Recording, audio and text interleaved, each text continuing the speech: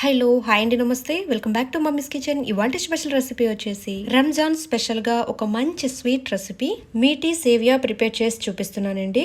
ఈ స్వీట్ వచ్చేసి చాలా సింపుల్ గా ఈజీగా ప్రిపేర్ చేసేసుకోవచ్చు. ఏదైనా మనకి స్వీట్ తినాలనిపించినప్పుడు ఇలా చిటికలో ప్రిపేర్ చేసేసుకోవచ్చు. పిల్లలైతే చాలా ఇష్టంగా తినేస్తారు, అంత టేస్టీగా ఉంటుంది. ఇక లేట్ చేయకుండా ఈద్ స్పెషల్ మీటీ సేవియా ఎలా ప్రిపేర్ చేసుకోవాలి ఇప్పుడు చూద్దాము. ముందుగా నేను ఇక్కడ సన్నగా ఉన్న సేవియా తీసుకున్నానండి. నేను తీసుకున్న సేవియా వచ్చేసి 100 గ్రాముల వరకు ఉంటాయి. మనం ఎప్పుడూ వాడే సేవియాలా కాకుండా ఇవి చాలా సన్నగా ఉంటాయండి. ఇవి పొడవుగా ఉంటాయి కాబట్టి ఇలా చిన్న చిన్న ముక్కలుగా కట్ చేసుకోవాలి.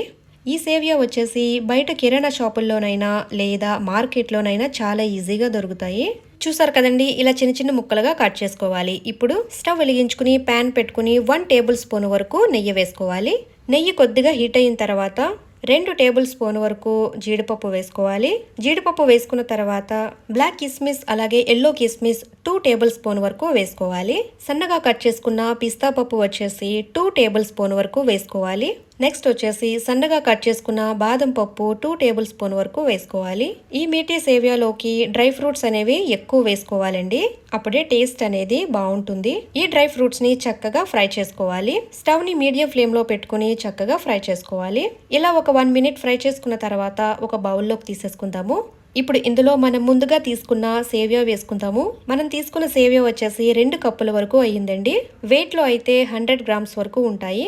నేను తీసుకున్న సేవియా వచ్చేసి పచ్చి సేవియా తీసుకున్నానండి. రోస్ట్ చేసిన సేవియా కూడా ఉంటాయండి. మనం తీసుకున్న సేవియా పచ్చివి తీసుకున్నాం కాబట్టి వీటిని ఎర్రగా వచ్చేంత వరకు వేయించుకోవాలి.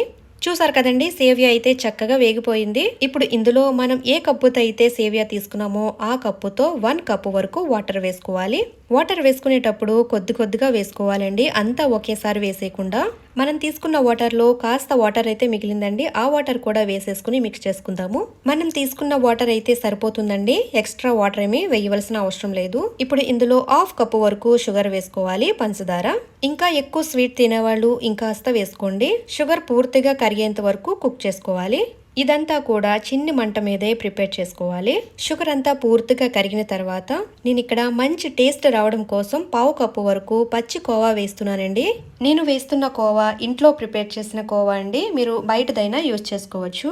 మీరు కోవాకి బదులుగా కండెన్స్డ్ మిల్క్ వేసుకోవచ్చు లేదా మిల్క్ పౌడర్ అయినా వేసుకోవచ్చు. మీ దగ్గర ఇవేమీ లేకపోయినా సరే షుగర్తో చక్కగా ప్రిపేర్ చేసుకోవచ్చు. మనం వేసుకున్న కోవా అంతా కూడా పూర్తిగా కరిగేంత వరకు మిక్స్ చేసుకోవాలి. ఇప్పుడు ఇందులో 1 టేబుల్ స్పూన్ వరకు నెయ్యి వేసుకుందాము. నెయ్యి వేసుకున్న తర్వాత దంచుకున్న 1/2 టీ స్పూన్ వరకు యాలకుల పొడి వేసుకుందాము. నెయ్యి యాలకుల పొడి కలిసేటట్టుగా ఒకసారి మిక్స్ చేసుకోవాలి.